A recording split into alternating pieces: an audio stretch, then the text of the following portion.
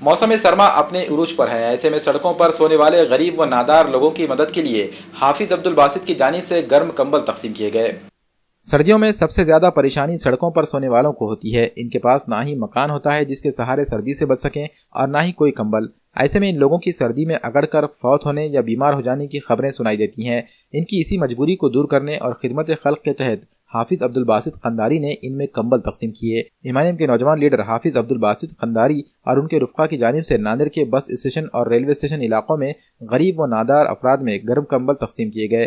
ان کے ہمراہ حافظ عبدالقدیر، حافظ سلطان، حافظ مذکر، حافظ عمران اور ایڈوکیٹ انعام الرحمن قنداری بھی موجود تھے۔ دراصل میں قوم ملت کی خدمت کے لیے 2017 کے مہا پالیکا کے الیکشن میں کنونس ہوا تھا، اور الحمدللہ اللہ پاک کی جو مرضی تھی اس میں مجھے شکست ہوئی، لیکن میں نے قوم ملت کی خدمت کے لیے میدان چھوڑا نہیں ہے۔ انشاءاللہ جس طرح بھی ہو دامِ درہم سخن قوم ملت کی خدمت کرنے کے لیے میدان عمل میں رہوں گا۔ اسی ضمن میں کل ریلوے اسٹیشن پر اور بس سٹینڈ پہ سردی جو ناندیڑ شہر میں شباب پر چل رہی ہے، بلا تفریق قوم و مذہب کے غریبوں میں تقسیم کیا گیا ہے۔